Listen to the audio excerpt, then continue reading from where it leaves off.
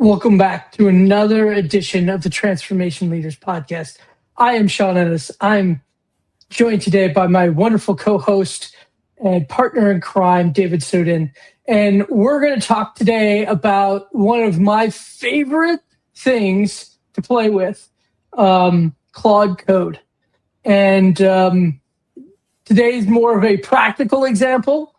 So the people who are just listening in, definitely recommend to come on LinkedIn and watch the video, because this should be very instructional to understand where Claude Code is, where it's going, and update you all on a excellent technology tool to help you transform faster, easier, safer, and with fewer resources. So David, can you take us today and show the voodoo that you do so well? Yep. And we'll give a little bit of voodoo, but we'll also do a little bit of practical, because I want to catch everybody up to kind of what's exploded over the last 60 days regarding Claude Code. There's been a lot of changes, and talk to each of the features, how you might use them, why you want to use them, because a lot of people are just drinking from the fire hose and can't keep up. And there's so many interesting and cool things that have happened in the Claude ecosystem that I just want to make sure that at least everybody's up to speed.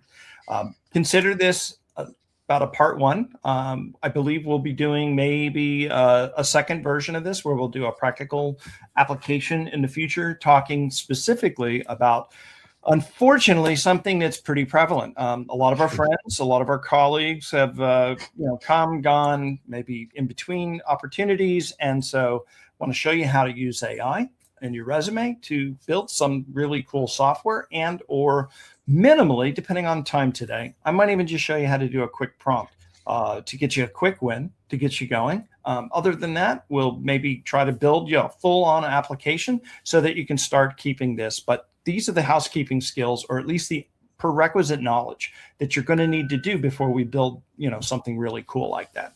All right, so if you're not familiar, I'm here on the Claude Code documentation. Now, don't get this confused with Claude documentation, because there is Claude docs, and then there's this Claude Code docs. So that's like the first thing to keep your head straight.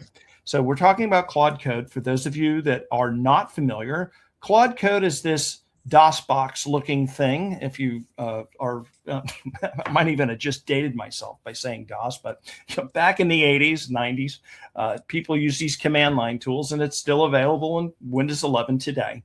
And so you can interact with Claude programmatically in this way. A lot of times people will integrate Claude Code into Visual Studio or VS Code. It's available there. There's like 10 ways to do Claude Code. Anyway, the other way to deal with Claude is to use the Claude application. That's this thing. And you just go ahead and you type into it, and it works just like ChatGPT. It's a really easy to use user interface. There's a bunch of tooling that's connected into it. You can connect it to Docker desktop and integrate a bunch of cool things that's there called MCP servers. Probably getting way, way, way ahead of myself for that. But nonetheless, just know that this is the Claude ecosystem, the Claude Code, and then you have the Claude desktop. And then this is one of the first features that I want to talk to you about today, is the Claude Code for the browser. So I'm going to come up here in my extensions. I have a Claude extension installed, and I'm going to click it. And you've seen this probably a million times with Copilot or even Gemini and a bunch of other ones. And this works really similar to that. However, when you integrate this with Claude Code then has the ability to automate different tasks that are on the web. It has the ability to take screenshots. So the reason that you might want to use an extension like this, if you're writing software, rather than you tell Claude what's wrong with the design, you can just say, hey, listen, I need you to open this up in the browser of Chrome, and I need you to turn this into whatever you want it to do, or you can talk about it in a very good and interactive way. The other thing that you can do is now you have user acceptance test cases that you can ask Claude Code to run. This is clicking, filling out the form, just like a user experience would do, rather than run unit or programmatic code-based test cases. So this is really the kind of the next level. And this is officially has been out since December timeframe, and before that, it was available for preview for certain folks on the Max plan as early as I think maybe October, September. So if you had early access, this is not new news to you, but the use case and how you should be thinking about the extension, that is definitely lots and lots of really cool stuff to talk about there. I'm going to get a little bit ahead of myself to talk about another reason you might want to use this. There's plugins that we'll get to in a second, but in plugins, there is this Ralph Wiggum plugin, and if that name sounds familiar, that's the booger-nosed kid on The Simpsons. Yeah, well, I forget that guy's name. Oh, he's the bully. He's the bully. Let's see if we can use Google here to Ralph.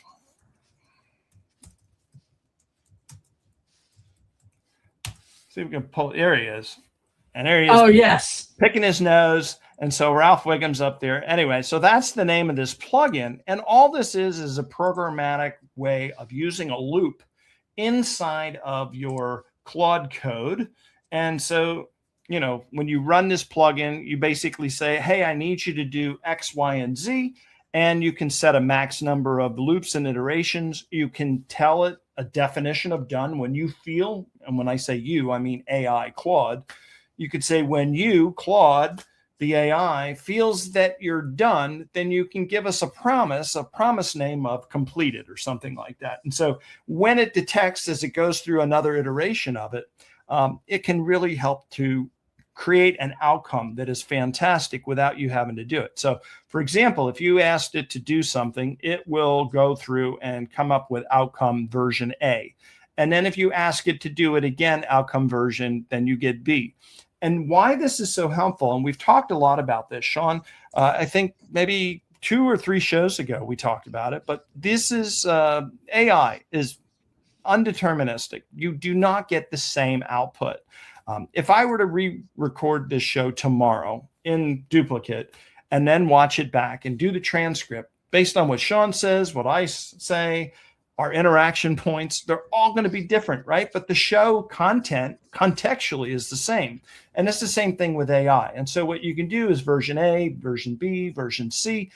Now you've got all of these that in an iteration loop and in the instruction, you can say, blend the best of the best together to create the final outcome. And so there's lots of different interesting ways that you can use this Ralph Wiggum loop or this technique in prompting or having outcomes or output based on whatever it is.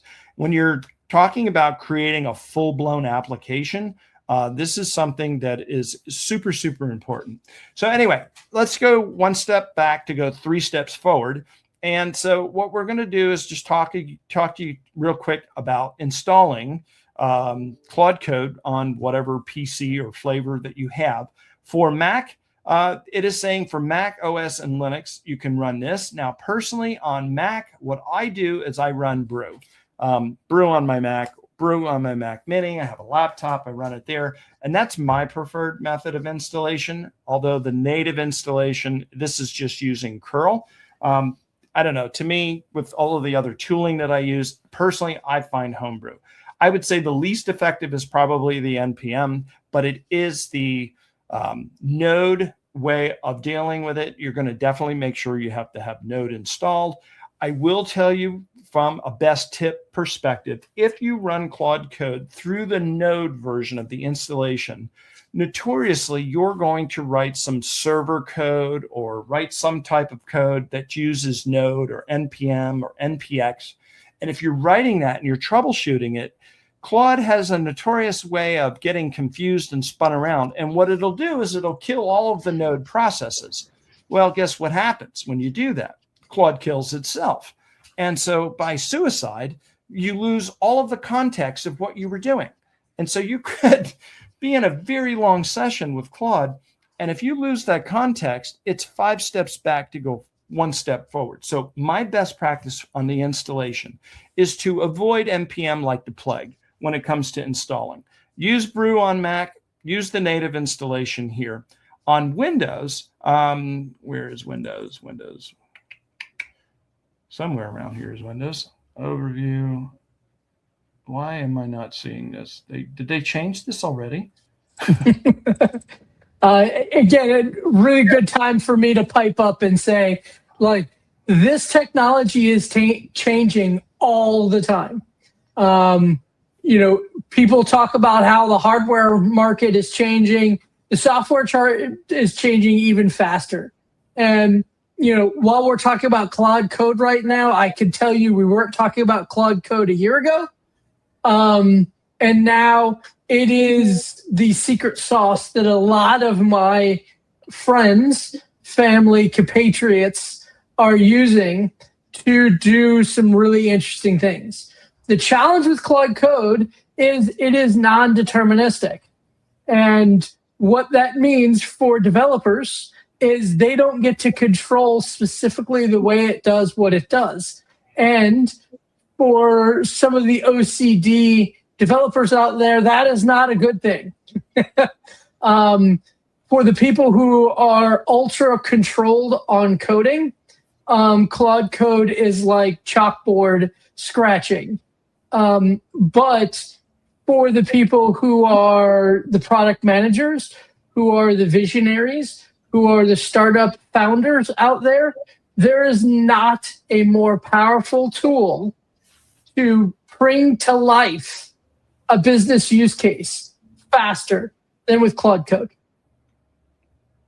I would 100% agree. Now, one of the things I'm going to show you a little bit later is some tooling for you OCD folks out there that Sean had mentioned, ways of providing a little bit of governance and some guardrailing to get you a little closer to your state of perfection, as opposed to just letting it do what it will do out of the box if you let it. So here's the PowerShell command. This is the one I would recommend if you're on Windows to go ahead and run your Claude this way. And then there's a bunch of other Claude Code commands and references that you can click over here on the references link at the top, and it'll take you into there. But the main things that I want to focus today is around these features that is building with Claude Code, because there are so many of these items that's in here. And the reason I want to start off here in the documentation is because it's a lot easier for you to, if you know where it is, the original source for the documentation, you can read about it. And I'll show you where this stuff exists in the command line tool. So let's go ahead, and I'm going to pop this open. I am in my David Soden home folder. So if you're on a Mac, it's just users, and you can go into your user profile. On Windows, you can simply just go to, if you do percentage, which is like wildcards or mean variables. Can't chew bubblegum and talk. You type in user profile, I believe it's one word, and you hit enter, it will take you right into your home folder. Okay, so if you're not sure how to get there, that's it. Otherwise, if you want to go the old-fashioned school way, you can come out to the PC, you can go to the C drive, you can come down to users, and then obviously you should know what your name is. And then from here, all you do is type CMD in the ribbon bar, and this will take you into a command line, and this will take you into a DOS box. And so if I type in dir, I see all of the stuff that I'm seeing here in the graphical user interface from behind. But more importantly, when I'm in here, I can go to Claude. And as soon as I type that, it'll ask me, do I want to trust this folder, which it always does, of which I'll say yes. And then lo and behold, I'm in there. Now you may notice something that's interesting there. I have this down here at the bottom, which I'll get to in a little bit. This is called a status line, and I'll give you a quick shortcut on how to deal with all of that. But how you get to all of these commands that I'm going to show you, you just use the / command. And as you go through this / and I'm arrowing down on the keyboard, you can go through all of these options. Now, these options are available in the documentation, which is what I wanted to focus on showing you today. And I wanted to talk to you more about why to use them, when to use them, and how you could use them. Okay, so the first one is creating custom sub-agents. About, I don't know, 4 or 5 shows ago, I talked to you about sub-agents or creating agents. And you do it with the / agent command, and you can create agents. Now, we did a really ridiculous one about, I think it was a cooking recipe or something that I did. and showing you how to create like a chef or ingredients. I don't remember the exact use case, something fictitious, not to get too geeky and technical. But the bottom line is you create subagents. You can also tell Claude to execute subagents. And there's a bunch of stuff on Claude Code's document repository where they have a bunch of subagents that you can download, and all they are is markdown documents. It's like a persona or a role. So if you think about any business process that you're doing in your work, your environment, and you take your job description, you can ask Claude Code or AI to, hey, convert this job description into an agent and then describe all of the different roles, maybe tell me some good guardrail suggestions, and then you can go back and tweak it and do whatever. That's how you do an agent. Now, how you use the agent, you either @mention the agent or / and then select the agent, or you ask Claude Code in your prompt, hey, I need you to do X, Y, and Z. You have, and then name out the agents. You can @mention them in that use case, and saying use these agents where appropriate to finish the task. And I had mentioned that Ralph Wiggum loop. That's an excellent use case of that. Now, the reason that subagents are so powerful, if you think about the main window that you're typing in Claude Code. So if I just start using Claude Code here and just saying, hi, how are you? Create me an app, blah, blah, blah, blah, blah.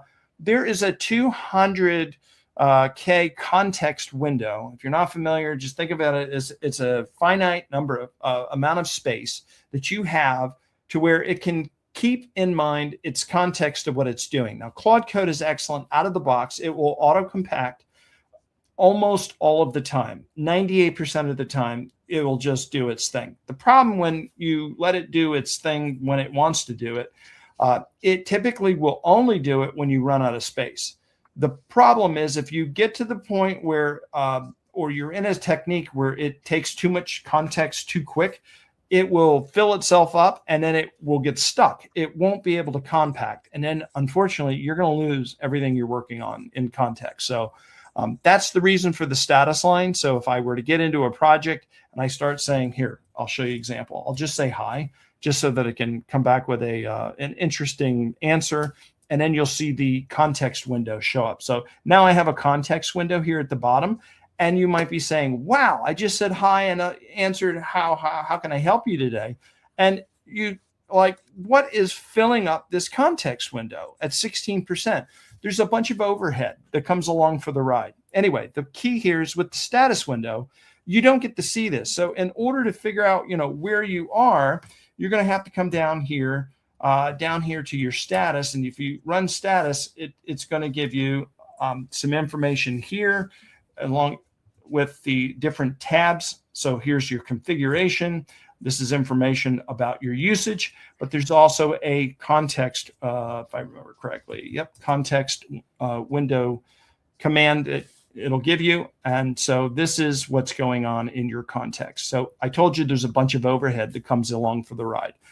The context window is all these blocks, and these blocks that are empty are free. The auto compact buffer is already filling itself up, right? So you can see that all this together is what's making up the overhead. Now you have MCP tools, you have skills, you have messages. And so that's why I'm talking to you today about Claude Code and the documentation, because you need to understand all of these tools go into this context window. And 200K is, while it's okay, it's getting smaller and smaller the more and the more stuff that they pack into here.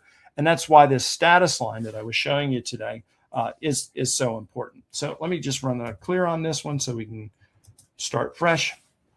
So that's essentially what subagents are, and so how you would want to use them. And the other main thing is, going back to finish this up, because I went on the tangent of showing you the context, is that subagents have their own context window. And they report back to the main calling agent what has come and transpired out of it. So if you think of your interactive session as a orchestration point of entry, you can send all the subagents to burn up the context, and all that context stuff gets sent into there.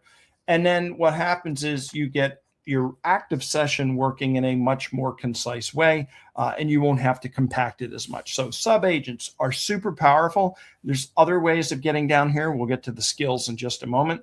The plugins are really cool because plugins are things that not only can you create, but there is a marketplace of plugins. So let's show you what these plugins are, and we'll talk a little bit about it.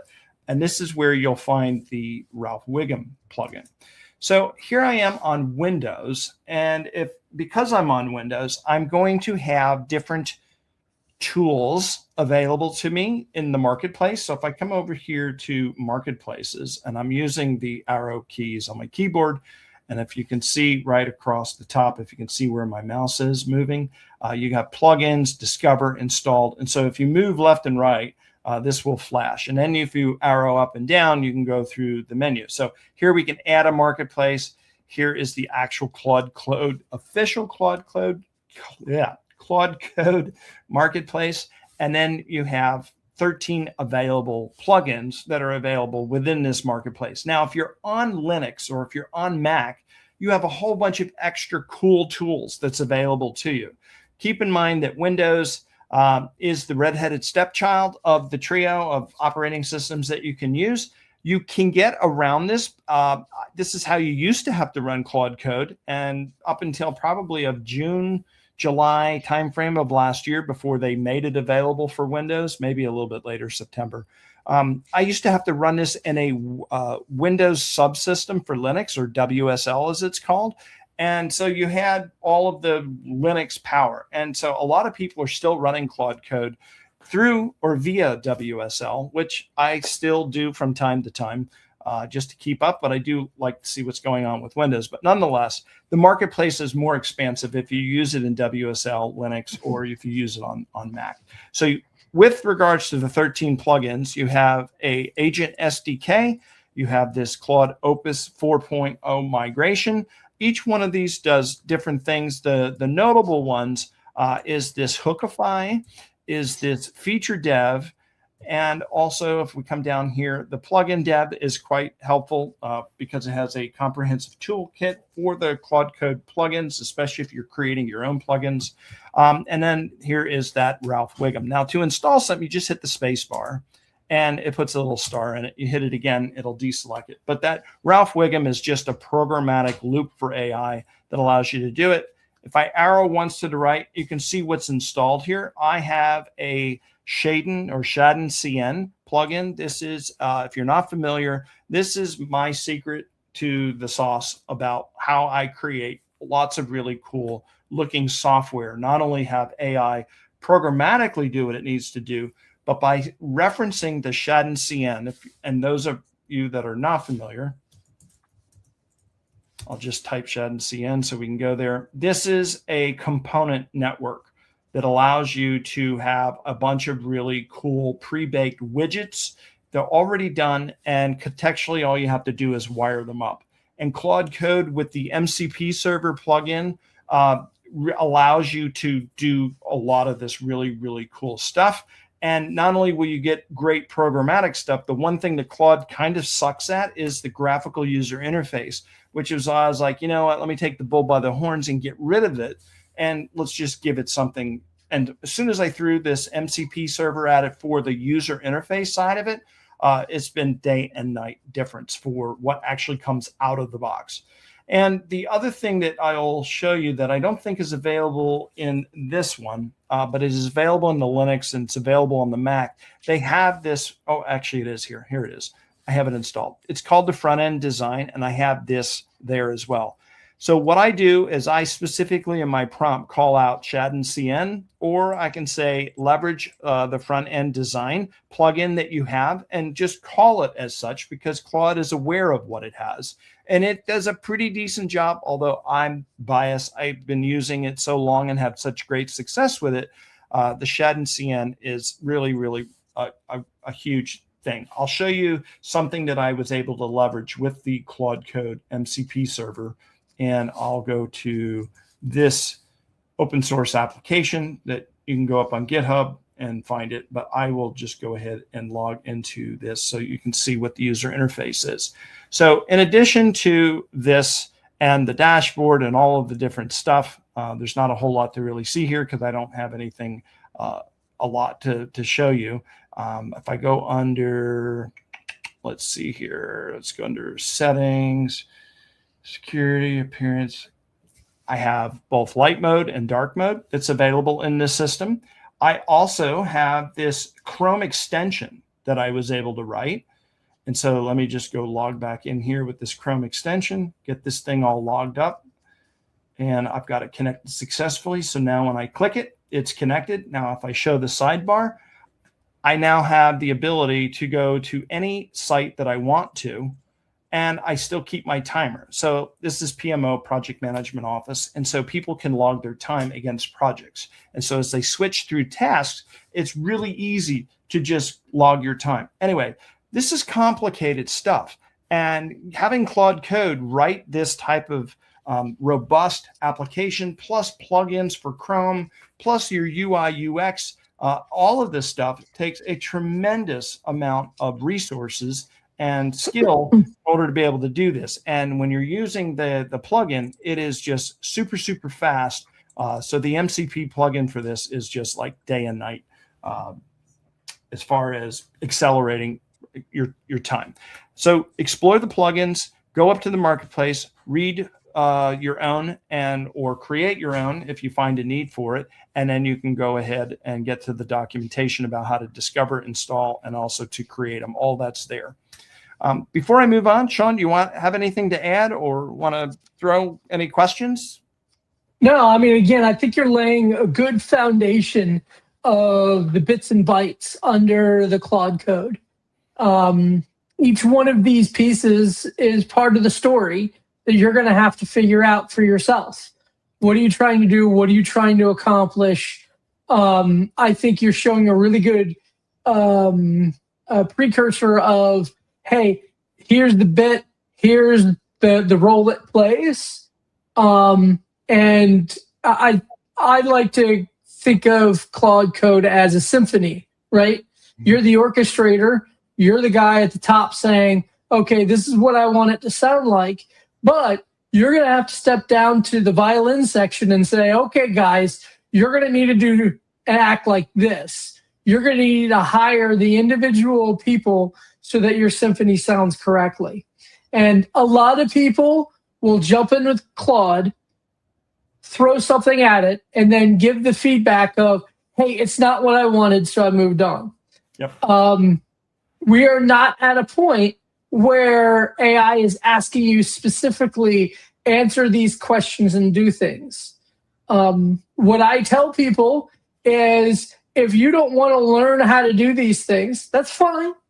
The best course of action is sit down and write a 10 to 100 page document on what you're trying to do and why you're trying to accomplish it, and putting as much detail as possible so that the AI can figure out what you're wanting to do without taking this step. But I can tell you, writing a detailed document is not something developers usually like doing. In fact, it's hard to find even product managers really liking documentation to that degree. So you got to pick your poison. Do you want to learn how all these things work and employ them judiciously so that you know you're getting the outcome? Or do you want to take the brute force and ignorant approach to writing a mosaic of what you're trying to accomplish and letting AI figure it out? Yep. No, absolutely well said. I want to go back to an earlier thing that you had mentioned in the opening, talking about those programmers that have OCD. So circling back to the subagents, a subagent is something that you can control. And you can also, when you create a subagent, I told you it's a markdown document. You, with the OCD, must have a process, and you should know what you want. You know the steps that you do to produce what outcome that you need to do. And so one of the things, if you're familiar with Markdown code, it's pretty simple. It's just a bunch of hashtags and dashes and things of that nature. you should put a rules section in there, and the rules serves as the guardrail. Now, coming full circle, skills is a little bit different, but it's very similar. Has almost the same outcome with some subtlety as far as how expansive it can be, and how you can kind of loop and plug it in. The way things are going to go, skills are more granular tasks or tactical things, whereas an agent is more of a human in the loop. Well, not human in the loop, but more of a human aspect of, or think of it as a role or a persona. And the role or the persona does specific tasks. So the skill, so for example, if you're an accountant, you might handle accounts payable. You might handle accounts receivable. Those are skills of an accountant. The subagent or the agent is the accountant. Okay, so maybe that makes more sense in context. So these are what skills are, but skills are repeatable processes. So if you're doing something very specific, if you're a programmer, think of object-oriented programming, think of classes, instantiation, method overriding, loading, overloading, blah, blah, blah, blah. All of that stuff. It's very similar here, but in context of how you would create and craft an AI. These repeatable processes are great because you can share them with colleagues. You can share them across the organization. There's lots of really, really cool things to do here. And not only there's skills that are really helpful here, you can use skills with the pretty graphical user interface that I showed you earlier, where you're not dealing with Claude Code, you're just dealing with the regular Claude interface. And so those skills can be then plugged in on that side. So very, very powerful. Highly suggest to do it. You don't have to worry about writing the skills. You can use Claude Code and say, I need you to create me a skill for X, and whatever X is, you have to put it in there. But again, don't try to boil the ocean. Don't try to make an agent out of it, because if you're going to do that, make an agent and then create a skill. And then in the agent, say you should use these skills to do your job. And that's how you'll write your prompt out there. But the key here is this documentation is to create a skill is very basic. It's a skills MD. It goes into a skills folder within your profile. So if I go back out to my user profile, and if I come back in here to Claude, I have all of these different folders that's here. Now, I don't have a skills folder yet because I haven't created skills in this instance. I do have it in my Mac Mini, where I use Claude Code over there. But in any event, skills, they go into this dot Claude. And if you're on a Mac, if you're unfamiliar, you're not going to be able to find this folder. You're going to have to hit Shift Command period, which will allow you to see hidden files and folders.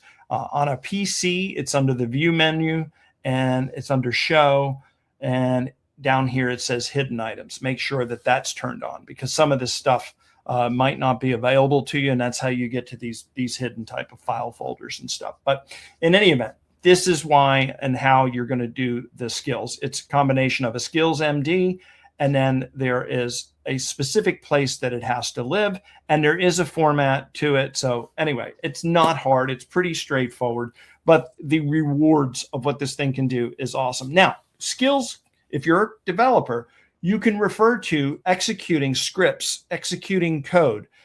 This is essentially just the communication of the orchestration thing. Skills is, and the skills MD is just the entry point to whatever creative imagination you want. These skills, I can't emphasize them enough, are extremely, extremely powerful. And when you use this in conjunction with the Ralph Wiggum loop, man, really powerful things can happen there. I'm going to skip past output styles because we're running a little bit long. I just want to focus on hooks and the MCP I alluded to a little bit earlier. But hooks are really powerful with Claude Code. There's a bunch of hook events. If you know what a webhook is, these are things that are available programmatically that you can call at different particular points. And you can see they have pre-used tools. Pre-submission one. The one that I use a lot is notification, so that when I have a bad habit, for better or for worse, but it's my choice, so I do it, and I trust it because I know what I'm doing. But I run this in the dangerous mode, which means it doesn't have to prompt me and keep asking me for permissions. So this thing will just run automatically on my Mac Mini, which I'm not in, but I have it on my desk. And so I use the notification and I use the stop. hook. So when it's done doing whatever it needs to do, it chimes, it tells me, I have a voice that says, Claude Code complete. And I actually used 11 Labs to create the audio for that. So it's just really cool. And it sounds like Jarvis. And so anyway, it's just really powerful to use it. Now, I'm using it in kind of a tongue-in-cheek way, but there are other events here that you could use that will programmatically kick off the next step, invoke a skill, if this, then that, and a bunch of other really cool stuff. Programmatic usage, this is something that you should just go through and read on your own, but this is a way of programmatically executing and dealing with Claude. So instead of running Claude in the command line utility, the quick explanation here is you just run Claude. The P is your prompt, and then you will put your prompt in here. And so you can execute Claude Code within your applications, within your code, as long as Claude Code is configured and running on the desktop. So programmatic ways of using Claude Code. Not a lot of people, when they get into this, realize and understand, but I use this with N8 in conjunction with N8N, and then I run commands through the command area, and then I'm able to run Claude Code behind the scenes and do a bunch of really cool stuff. So there's a place and a time to use this. MCPs, everybody knows what this stuff is. I have used the MCPs in conjunction with Claude, and if you pile this up in conjunction with Docker Desktop, which I will bring over here real quick. Here's my Docker Desktop. You can have, instead of hosting containers, you can host MCP servers. And if you browse the available MCP servers, you can take your Claude Code to literally the next level, and you don't have to programmatically know how to deal with any of these setting up of an MCP server. Security-wise, it's more secure because these are trusted ones. They've already been vetted through Docker Desktop. But just imagine flipping on and turning on all these switches in addition to what Claude Code can do now. All of this is there. So I don't know if you're catching the common theme here. Claude Code is the bomb. And Gemini is right up there with Claude Code. Maybe we'll do a show one day with that. But in the future, in part 2 of this, we're going to show you how to use essentially your resume to tear down the resume. We'll put a prompt in there. We'll give you a bunch of prompts as part of the show. And it will walk you through some Q&A. It'll actually give you maybe a little bit of an interview to help round out the database. And the whole key and the whole point here is that as you're looking for jobs, as you're applying for jobs, it's a real pain in the neck, especially if you're applying for literally hundreds or thousands of jobs. You need to create a resume that's tailored towards that job. That's the unfortunate truth, because you're combating the application tracking system, or the ATS, on the side of the employer. And if you don't make it through the automated robot gate, you're never even going to be seen by a human. So leveraging Claude Code, leveraging AI in order to do these types of things is really powerful. So we'll be giving you a demo here in the future. Sean, anything to add before we wrap up?